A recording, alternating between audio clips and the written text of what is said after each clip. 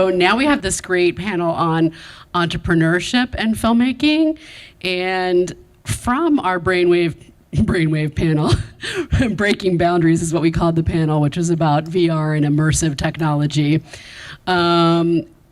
We have Lisa Russell here, who agreed to be on this panel because one of our panelists today, Lauren Magura, who runs Cinematcher, which is really amazing, and you guys should really check it out. It's free to join. You can sign up to be a crew member, be a production assistant, be an actor, be an extra on films. And they have been our partner with the film festival for the last couple of years. So I know Lauren is really sad that she's stuck on the other side of the Atlantic Ocean today because of the snow held her back. But Lisa Russell kindly agreed to come and sit here in her stead at very short notice, like 10 minutes ago, no, a couple hours ago when she first got here. And she's just back from Thailand, so I don't even know how she stands up straight after all the traveling that she does. So we have on this great panel, introduce them briefly and then introduce them at more length, or they can introduce themselves at more length later. Lisa Russell has a great site called Story Shifter, which you see up here. I put this up so maybe she can talk a little bit about that first. This organization and other work that she's done involves putting matchmaking between artists and the United Nations, getting them to work together to make PSAs that really incite people to action, which is so important, because artists, I think, want to help with a lot of these global causes, and they don't know exactly how to do that. And then NGOs want help publicizing their mission, and the UN with their sustainability goals. So it's a great match made in heaven. And she's a filmmaker in her own right. She'll be screening tomorrow Heroines of Health in Maroney Theater, since we've rescheduled all the Wednesday events to tomorrow. And then sitting to the left of Lisa is Thembisa Mshaka, who is the author of this book. Here, I have it, My Visual Aid. And she just signed it for me. Put Your Dreams First, Handle Your Entertainment Business. And, actually, that was the inspiration for the title of this panel, but somehow I wrote it down, Manage Your Entertainment Business. I like that, though. But, so they're both good. And then I was like, wait a second, it was supposed to be Handle. But, it went through several iterations, and I was like, wait, that was after the program was printed. So, handle your business, manage your business. Both are good things to do. She's worked for Sony, BET, and she has her own short film that she's going to talk about making and show. A case study, basically. Which is always admirable, willing to take one for the team and let us learn. And then we have, but I can't wait to see it, seriously. And then we have Marie-Helene Carleton, who wears at least two hats. Probably she wears a lot more, but she is a documentary filmmaker with Four Corners Media, and she also has an incredible platform for filmmakers that's called Screening Room, which is a partner with the festival, and the award winners are going to be getting a membership to Screening Room. And this is just this great tool because you can make it public, make it private, share it with some people who know that they're sharing with other people, and not let other people know. And then the biggest thing is that people can write notes according to the time code of the piece. So someone can actually say, okay, 1 minute and 12 seconds in, the music's too loud, or the scene at 3 minutes, 38 seconds in, I think this could be longer. You could pull that out more, or give whatever kind of notes you want. And then you could also, you as a filmmaker will be able to see, well, did everybody pay attention to 3 minutes, 38 seconds, or is that just that one person? Which is always a big clue for us, because if we know that everyone is bothered by one particular moment, maybe none of them know the solution or even really understand the problem, but we know there's a problem there that we can fix as the filmmakers. So it's a really incredible tool. So I think we're going to talk about how entrepreneurship fits into being a filmmaker and entertainer, and I'm going to let Lisa start. Okay. All right, well, good afternoon. Afternoon? Yes. Thank you for having me, as always. So my name is Lisa, and I do work as a filmmaker, but I didn't go to film school.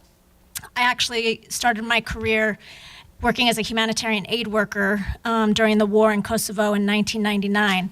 And this was going to be the career path that I was going to pursue. I wanted to, do good work in the world.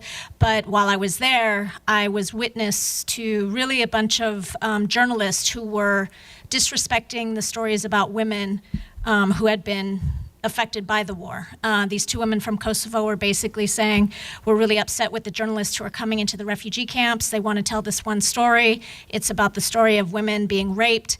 And they said, and we fear that at the end of this war, we will no longer be remembered as Kosovar women, but as Kosovar women who've been raped. And that really just put something in my head where I started looking at sort of the PSAs and the stories about, women in Africa and about all these global stories. And I developed a very keen eye to the fact that there was really exploitative storytelling going on when we talk about people from different places. And there's a term that is used often in the global development community, and they refer to it as quote unquote poverty porn. And so I embarked on this sort of mission to tell these stories differently, using sort of my kind of global development hat, and then trying to become a filmmaker. So I'm a self-taught filmmaker. I didn't go to film school. And for the past 10 to 15 years, I guess, I've been producing films for UN NGO agencies on a variety of topics. I've traveled extensively, and I really love what I do. I would actually say I'm really more of like an activist who makes films to be a tool for my activism, if you really want to break it down. I've done well in my career and I liked it, but one of the things that I've struggled with throughout my entire career is the ethics of being an American filmmaker telling stories about women and people in different parts of the world.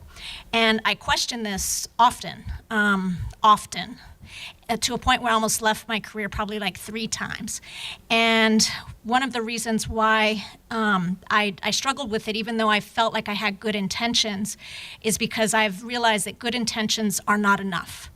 And what Story Shifter, let me jump to Story Shifter, is about is the idea that it's really hard to quantify art, right? How do you quantify the impact of a painting? But my work is really based in sort of advocacy work. So how do I quantify, how do I determine the impact of my films? How do I get feedback from my films? Because unlike traditional documentaries that have tons of feedback mechanisms, they have press reviews, they have box office numbers, they have ratings on Rotten Tomatoes. The types of films I make and content creators like myself who make them have no feedback mechanisms. So that is why we've seen a plethora of these films, like if you've heard of Coney 2012, was a really horrible documentary. I won't go into it, but if you research it, it was inaccurate, the facts were wrong, the story was wrong, and it made a lot of money, and it perpetuated a narrative that was false and harmful. So what Story Shifter is, and it was a funny way that I came to Story Shifter, is it's basically a platform that is driven by data analytics. So I got this wonderful email one day saying, congratulations, you've been invited to do a TEDx talk for Johnson & Johnson. I'm like, great, I want to do a TEDx talk, this is great. But when I opened the email, it said that the theme was on big data. Now, I was like, why would someone nominate me for a talk about big data? But I really wanted to do the talk. So I researched everything I could about big data and filmmaking, big data and creativity. And I came up with this idea that, like Netflix, which uses a lot of data analytics and machine learning, like they basically know if you're a Netflix member, what programs you watch, how often you watch them, when you watch them, what your gender is, maybe when you stop them, maybe when you restart them, and they use that data to be able to make decisions about the kind of programming that they're going to bring, which is how House of Cards was basically brought into Netflix. So a long-winded way of saying that Story Shifter is basically a way for me to house content similar to the content I create on the front end. So it will be like an entertainment platform for the social good. You want to learn about climate change? Here's a poetry video about climate change. You want to learn about gender equality? There's, a poem about gender equality. But on the back end, it's collecting data to determine what kind of content resonates with which audiences and what inspires them to act. So after watching this climate change piece, you can support the artist who produced the film. You could support a nonprofit and make a donation. You can sign a petition. And all of that data is going to be collected and generated to produce reports for content creators like myself to see what kind of content resonates with what audiences. So if I want to produce a film, for example, to promote girls' empowerment in Tanzania, but I'm looking at my data, and my data says the people who are watching this film are like rich women and suburban San Diego, but the girls from Tanzania are not watching it, then that should say something to the content producers that you're off mark in terms of the message and the impact that you're having. So that's what Story Shifter is. I'm getting ready to launch it next month, a prototype, and we'll see how it goes. So had to tell the backstory, I guess, but long-winded. Really amazing, I think. And I think what shines through all of that, and so people think about if you have questions for later on, is just like you're willing to just step up to the plate and swing. And that's part of really being both a filmmaker and an entrepreneur, I think. So now I'm going to turn it over to Thembisa. I guess to sort of the business of actually the movie making part. Like I was the executive producer, the writer, director, the editor, the music supervisor on this film, right? But I still had a pretty sizable crew. This was a film that I did in my production certification program at New York Film Academy. I did not go to film school either. This was like basically my student film, and I had another one that I did while I was in that program that I put in festivals because it was a 10-minute short. And it actually placed in a few festivals, which was pretty good. So after having already been in the entertainment industry as a marketing and business and campaign creative writer, I didn't really see the need to spend money going to Tisch or something. It was like, all right, let me just get some information so I can be a confident shooter, so I can understand how to edit, so I can understand how to run a set and work with the crew instead of just being part of a set, you know. So I found that to be very useful.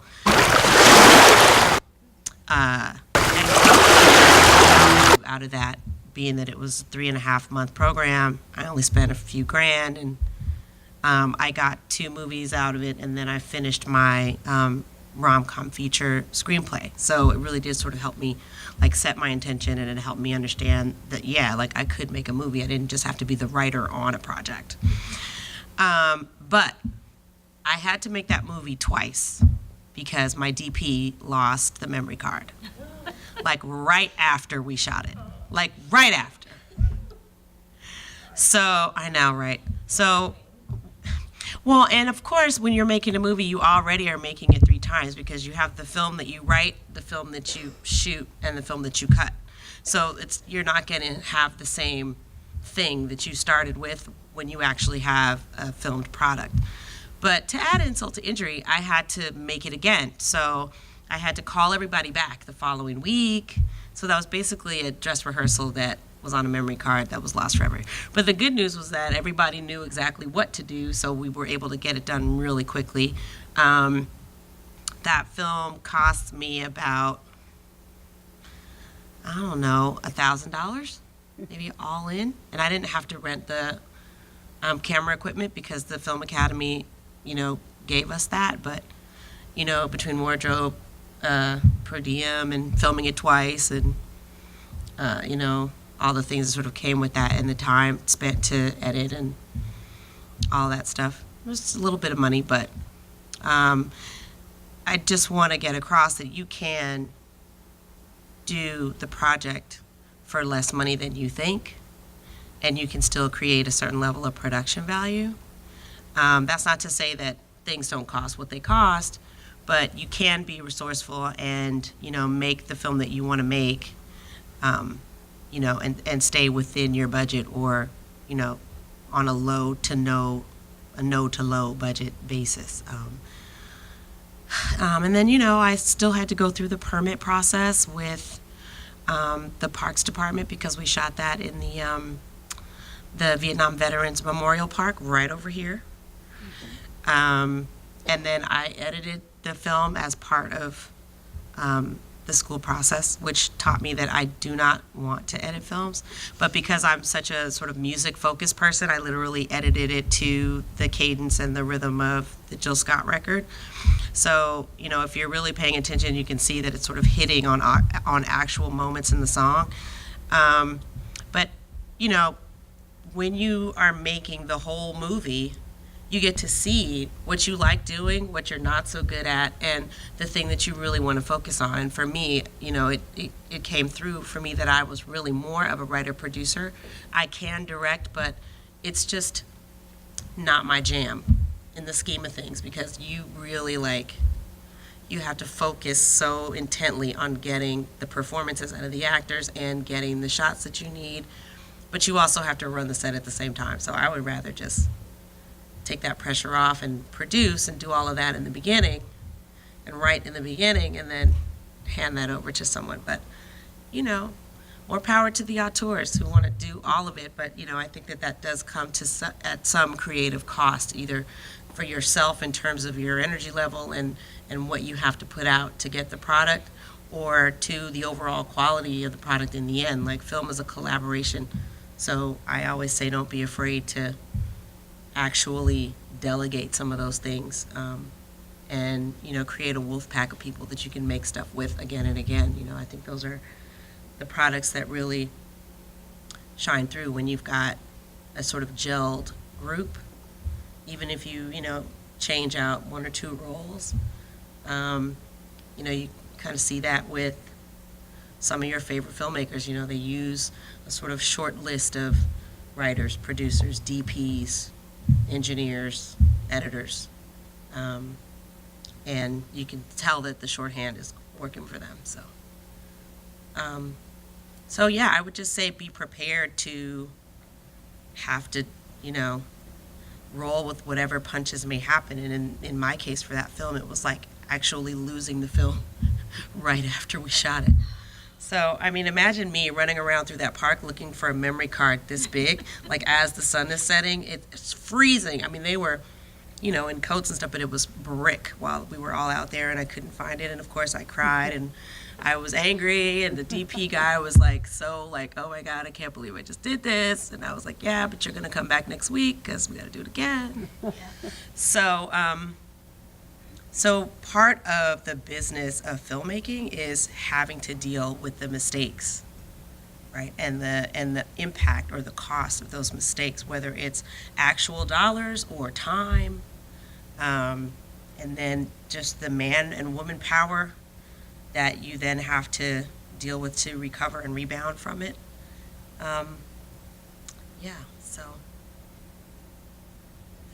Yeah, that's amazing. And I think that, like, the things that you brought up that are so important are having a really good crew that you can depend on, whether small or large. And also just, like, you know, part of filmmaking and entrepreneurship is being willing to make mistakes. Yeah. Because if you don't make mistakes, then you can't learn.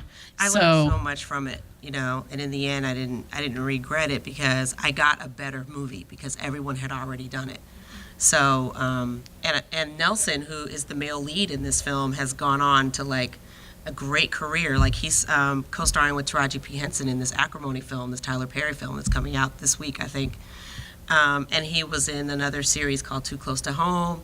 And so it's kind of nice to see, you know, as a director, when you pick talent, that like, oh yeah, I did see something in that guy. Cool. Like, and Lauren Lillian is also still doing well. So, you know, the most exciting part of it is the creative part, but you cannot let any of the business part fall away. Like, it really is like 20% creative and 80% business. Like, you will make up for everything that you do in the actual shooting and post with what you do in terms of pre-production and setup. Yeah, I mean, I think that's something I hear over and over from people, especially for fiction filmmaking, but also for documentary, that, like, your film is kind of won or lost in pre-production. Sometimes with documentary, you can get a running start and then take some time back to, like, figure it out again, because sometimes things are happening and you just have to capture them. but still, it's like that conceptualization and big picture, pulling back, not being in the middle. That's so crucial. So now I'd like to turn it over to Marie-Helene, and I don't know whether you want to go up there and use your PowerPoint or just sit here and direct. Or we could forget the PowerPoint except for the part where we come to screening room, so we can open it up for that. But maybe we want to show the first 3 minutes of the short. So Hi, everyone. Yes, another clip. So just to quickly set it up, so yeah, I'm an independent documentary filmmaker. I work in nonfiction, and my production company is Four Corners Media. I love the theme of this panel because a production company, a film, everything is like a startup. Everything is a new project each time. And so if you don't think about it like a business, it's never going to work. And you know, it does take a while to learn that because you think, oh, filmmaking is all about the creativity. And it is. You have to have that idea. You have to have that story. You have to have that inspiration. But if you don't figure out the business side, the hustle side, you know, your idea will never become real and never see the light of day. So, you know, I think delving deeper into those questions is a really great topic. So what we'll start off with is a documentary short called Light on the Sea that I did with my partner, and it played on Vanity Fair, and they were part of the setup, so we can talk a little bit more about how that all came together. It's a 12-minute piece. We can watch around like 3 to 4 minutes just to get a sense of it. But just to set it up, it's about the refugee crisis with refugees fleeing war-torn areas, economically deprived areas from all over the Middle East and Africa, and trying to make their way to safety. 2015, 2016 was when we really saw huge numbers and huge spikes of people putting their lives at risk and making very, very dangerous journeys to try and, save themselves, save their children.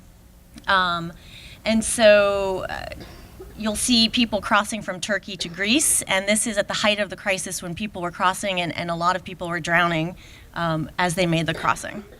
And the story focuses on 2 volunteers who came to try to help. So if you want to see the rest of that, you can watch it on Vanity Fair. It's called Light on the Sea. And it's obviously a very emotional story, and just, I guess, a little bit of background. Following the thread and the trend, I also didn't go to film school. And I think probably that's why, we even more have that sense of entrepreneurship. It's of learning by doing. I studied literature and then went to graduate school for international affairs, and I was very interested in these kinds of issues. And you do a lot of research, you do a lot of writing of white papers, all of which is very important. And you carry these skills over to when you bring your camera and try to tell the story and the story of people's experiences. But I very much felt after those several years of graduate school, how do you get people to care about these issues? How do you get people to act on these issues? How do you get people to empathize? And I think that's the power of filmmaking, is when you bring an individual story's light, individual story to light, then that can really touch someone and make something real. We hear about the refugee crisis and we hear statistics and numbers, and while that is important to know, the only way that I think you can cross that divide between knowing and acting or knowing and caring is by, like the story of the mother who had to make that terrible choice.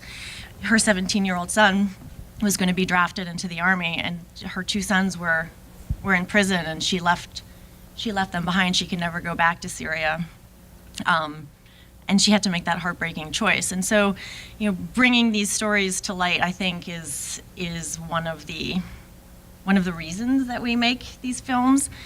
And so this story we're continuing to follow. So we made a short, and now we're working on a feature.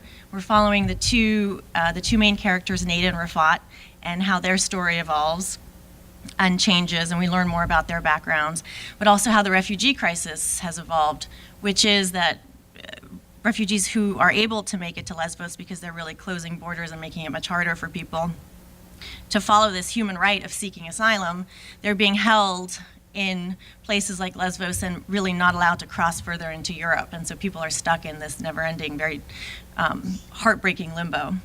So that's what the feature film is about. But how we made this film is, you come up with an idea, and then you have to fund it somehow. And so we reached out to Vanity Fair, and there's an explosion of web and online content and opportunities, which is both good and bad. I think the bad thing is that there's not that much budget and funding for it. Everything, while it does provide you a platform, everything on the web, the budgets are tiny. So Vanity Fair and Condé Nast joined forces to come up with a total, and they were very excited because it was, I think, the largest budget so far for them, of $5,000, which is great for us because it covered our tickets there and 3 weeks of being there. But that just covers expenses. So those are the hard costs that you could put on your credit card, but then after a while you look at your credit card and you're like, well, this has to be sustainable. So it doesn't necessarily cover your time. So you have to find other creative ways of monetizing your work, whether it's working on other stories while you're there, or ultimately, since there is the ability to turn this into a longer film, then apply for grants for longer films. You have to really be very creative and very entrepreneurial in coming up with a patchwork of how you're going to fund telling these stories. Did they provide post for you? We did everything ourselves.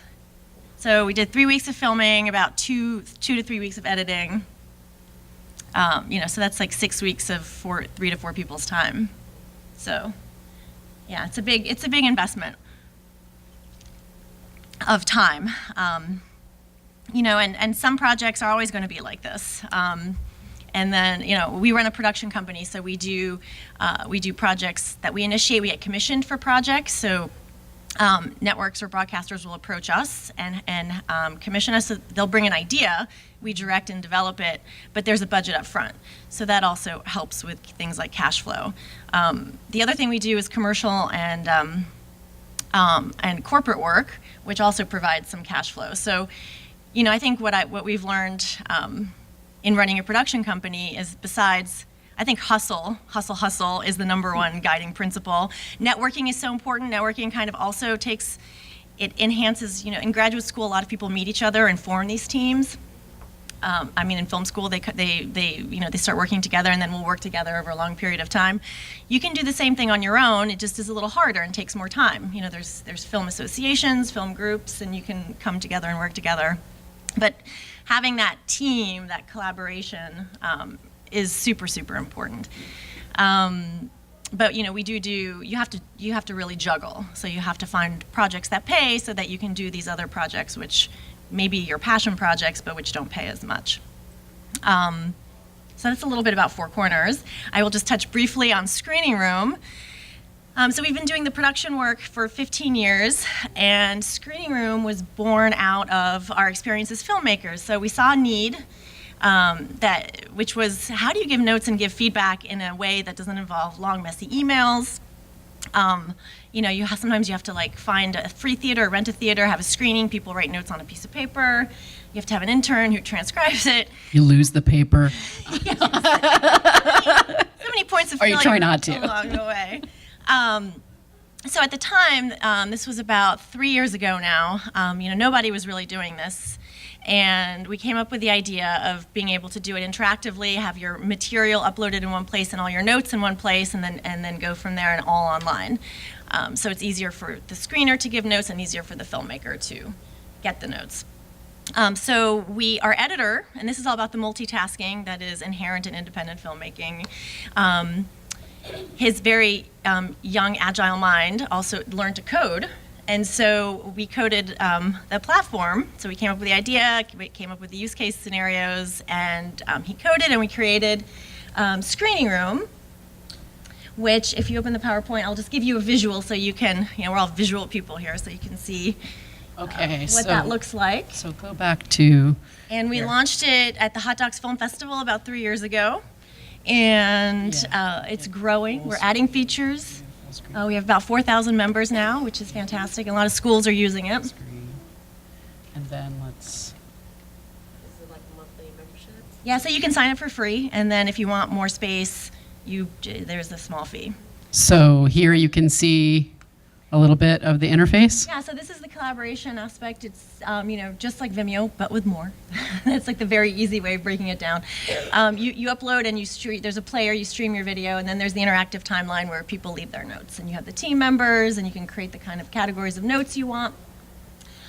So the feedback, and this was something that we needed to work on our projects, to work with commercial clients, to work with, like when you work on this international project like Light on the Sea, you need an Arabic translator. Maybe you want to show the cut to someone in Lesvos. They can all go to one place and do it. So this was really the incentive and the inspiration. But I love also the fact that you can let people be part of the team and be visible, or not have people be visible. So if or the notes, etc. So if you want to send this to HBO, you don't want them to see, like all of your internal all of your notes. internal Oh my God, notes. thing. Get rid of this. So that's something that really impressed me about the interface, is that you can really choose who you want to share with, who you don't, and yeah. Yeah, thanks. So just if we scroll through quickly, we've added submissions, people are using it for that. And then the next thing we're working on currently is community, which is for people to find each other and work together, and network, that whole networking aspect. And ultimately, help find funders, people who are interested in a topic, and find filmmakers who are interested in telling that story. And then I think there's one more slide. Here are the folks who are using it. And then there's one more slide. And we have an Indiegogo campaign, so please check it out. And there's a lot of fun things that you can get for support. That's a great swag, I bet. And films. Yeah, tickets, movie tickets. Books, stuff. Yeah. maybe. Books. You can give away my book. Little one, sure, I'll send it to you. Oh, You can give it away. awesome. Yeah, of course. Look at that. Wow. This kind of thing is more of like a technology new media platform startup. So it's still about the ideas and the passion, but it's very much about figuring out the business, how to find partners, and then ultimately, how to find customers, how to find investment. So there's definitely an entrepreneurship element to that. Some of which is similar to filmmaking, some of which has completely its own skill set. But all driven by the interest of helping the independent film community, or being part of it. So you've got a sense of two different aspects of my involvement in the film world. And I'm happy to talk about. Thank you so much. Give our panelists a round of applause, please. And then I'm wondering if people have questions for them. Anybody have questions for any of these wonderful women? I had one that I wanted to start out with, which is for Thembisa, because I just love that idea of putting your dreams first. And so given that we have to, and you guys can also think about if you have answers to this as well, given that we all have to pay the rent, some of us have to feed our children. Mine insist on 3 meals a day. It's unreal.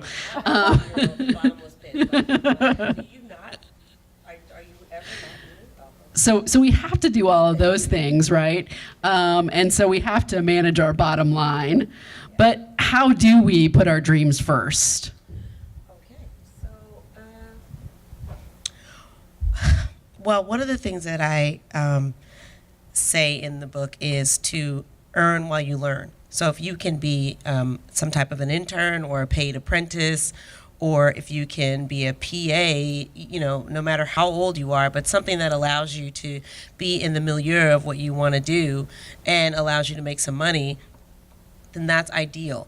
Of course, most people who are independent filmmakers are doing something else full time, whether they're, bartending, or they have a straight up corporate day job, like myself, or, they do voiceover work whenever they can in between, like myself. I'm also a working actor. So you just have to realize that you can have it all, just not all at the same time. That's the thing. The whole work-life balance thing is a complete myth. I'm sure we've all figured this out. It's really about work-life function. This is what I say in the book. Either it works or it doesn't work, and try to put systems in place that allow for you to have it work. So I couldn't afford film school. I had just had my second child. She's 7 now, but she was 6 months old when I went to the New York Film Academy. And I did that program for 3.5 months on nights and weekends, because that was how I could make it work.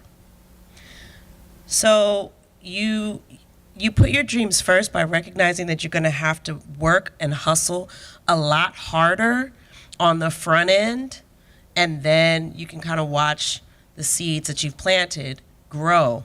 And that's really how, the dreams, come to fruition. Like, I would have never thought that The Divorce Counselor, which is the other film, it's also on my Vimeo page, which is vimeo.com/Thembisa.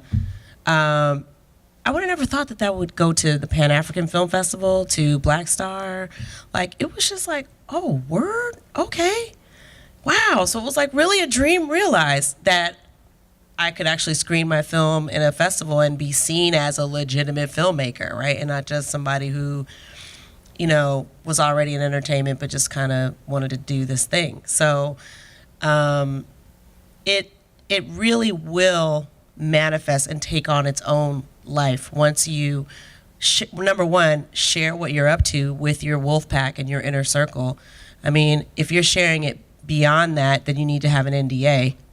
But, share what you're up to, give it to the universe to kind of help conspire to sort of make those things happen, continue to network, but also continue to sort of have that push-pull of grinding and watching things manifest and hustling and sitting back and letting the process be the process.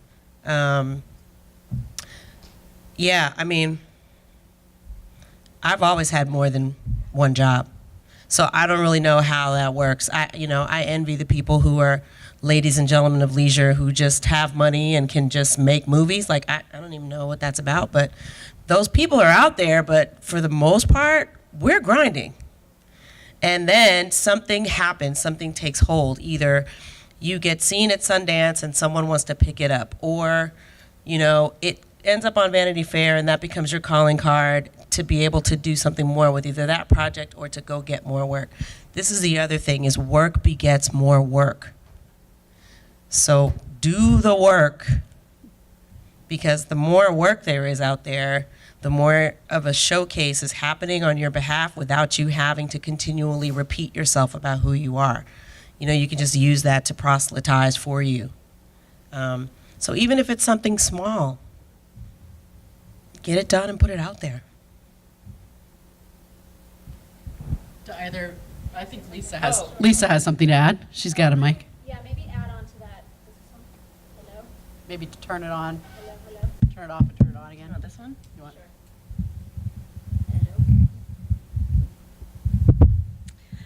I would say, and this took me a while to learn this, that I think to figure out your plan of action, you need to define what success means for you. So, for example, I've never been interested in film festivals. It's just not been my monitor of success. I didn't go to film school, so I think like a typical filmmaker.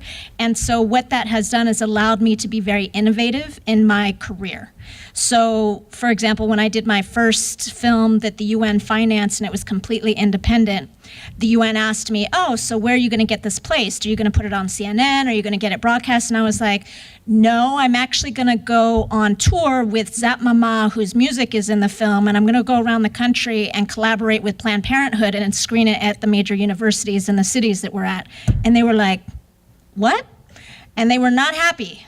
I know that they were not happy. And then by the time we finished the tour in New York, the woman who was the chief media person at the UN pulled me into her office. She asked me to close the door, and she said, I owe you an apology. She's like, what you did with that school university thing was brilliant. She's like, we've never heard of anything like this. We've gotten donations. I mean, I raised them tens of thousands of dollars from this tour, right? Instead of paying or trying to get a broadcaster to play it on maybe a television channel that would, people aren't really going to watch it. So then she in another meeting said, encourage people who were thinking about giving me funding for my next project, said, please give this filmmaker money. She has done more to raise awareness about this particular issue than my entire media team. And so that put me on a trajectory where it's like I started trying to figure out, again, because my degree of success is how can I use my work to affect change? That is how I determine success. I will, at the end of my career, be happiest if I know that I told stories responsibly and if I actually made change, than to, win a huge award at Sundance. It's just me. But with that said, so let me back up. So I made decisions in my life to make sacrifices in order for me to have this career, because it's not easy. One, we all live in New York City. It's expensive here. I just happened to get an apartment in Fort Greene, Clinton Hill, 20 years ago, before nobody wanted to live there, and then all of a sudden it exploded, and I have a 4-bedroom apartment, so I was able to rent out rooms to keep sort of my monthly expenses down. I'm a one-person team. I direct, produce, shoot, edit, everything. I do After Effects now, I do everything. And it is draining. I wouldn't say that's the best setup, but for me it allows me to get projects, and it allows me to turn over stuff pretty quickly, and my budgets are smaller than having to pay for 2 airfares to Myanmar versus 1. But with that said, I did decide to do a short film on climate change with one of the young poets that I work with. And we shot this in one day in my kitchen with a green screen. I spent $72 on footage and music from audio blocks, video blocks, it's like an archival site. And it's been in over 30 international film festivals, and I won a couple of awards. So that's also to say that I don't think and it's sort of like I knew it would do well in festivals, and I knew, it was a poetry thing, and I was like, let me just put it out there. But that's also proven to me you don't need a lot to do a lot. I think what has helped me is my creativity and my innovation in terms of being a filmmaker. I don't think like a normal filmmaker, and I think that's helped me. So I would say, I don't know if I answered the question. I kind of went on a... Yeah, I think absolutely, because I think sometimes having the idea of what the right thing to do, the right way to do something can be confining, and stressful. And what she described as her way of marketing and promoting the film, to me, is like 101. For the UN, it's completely like, what? Why? But to me, that's what you do when you're dealing with a recording artist. So she just did what an artist would do for their music with a film. That's like a no-brainer. It wasn't even that was not even a reach for Zap Mama, right? No, Who I love, who is super dope. Yeah, she's great. And so, when the UN is actually raising this thing that they didn't have any belief in, they're shocked, right? But it's a win for her. Yeah. Absolutely. Amen to all these wise words. But I've been thinking a lot about that question of, how do you keep the dream alive? Because it's a hard path. It's not an obvious path. And there was a well-known producer who, I was looking for the quote, but I can't find it. She said that she does commercial work to keep her documentary addiction alive. And again, it goes back to this balance of, you've got to pay the rent while doing the work, and you can't ever lose sight of both. You have to keep both going at the same time, and that's the trick.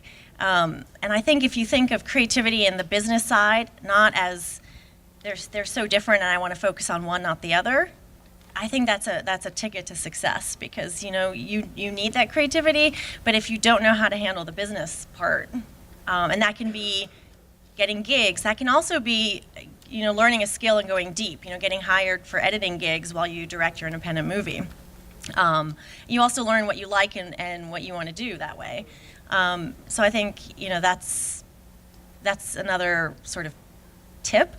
But then this other filmmaker said it also really well once. He said, I think about it, my clients pay me to do all the shit work in between that keeps my business alive. And then I just do the shoots for fun. So he's like, that's how I trick my mind, is how he put it, so that the stuff that you have to get up every morning and do, that's not fun, that no one's paying you for, you just pretend you're getting paid for that, and then when you go on a shoot, you're just living your dream and doing it. And I think the final thing is, dealing with business can be such a drag.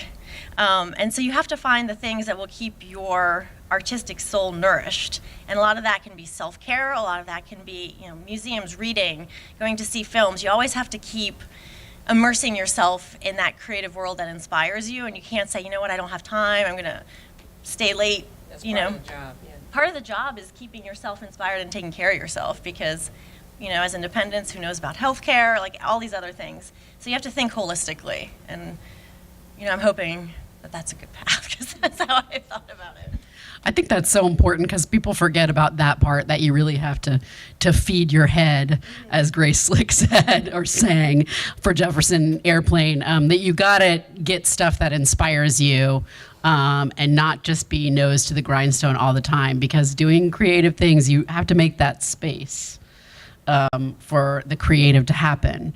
So that's an important part of your daily schedule, just as much as, the other day I was figuring out how to send out 1099s, which I had never done before. Really fun stuff. But I think also along with, which is, I'm sending this to an editor that I paid to work on a film that I'm making.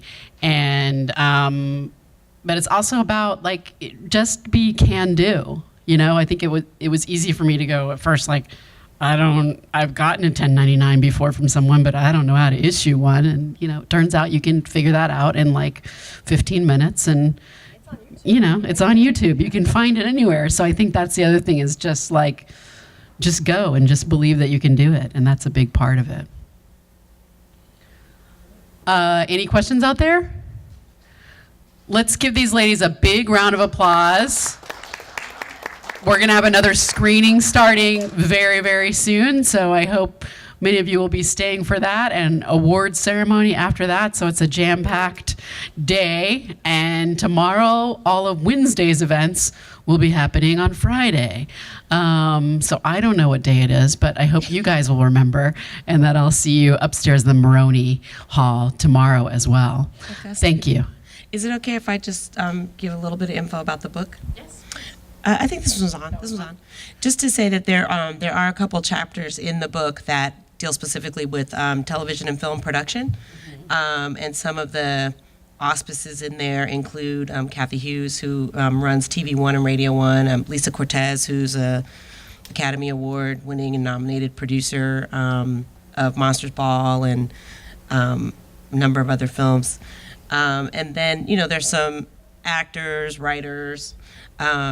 That book is out of print, but somehow she found a copy on the market. You can go to Amazon and get this book, because I did it. But you also have a Kindle version? Yeah, so the digital version is still very much available on Amazon, and I guess if you can find a used or some circulated copy out there.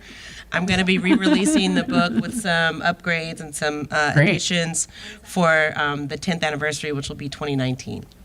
But Woohoo. don't want to wait. Get the Kindle. Get the ebook, yeah. I'm gonna send it to It has pretty amazing stuff in it. All right, let's give them a really big round of applause, and thank you guys for being such a great audience.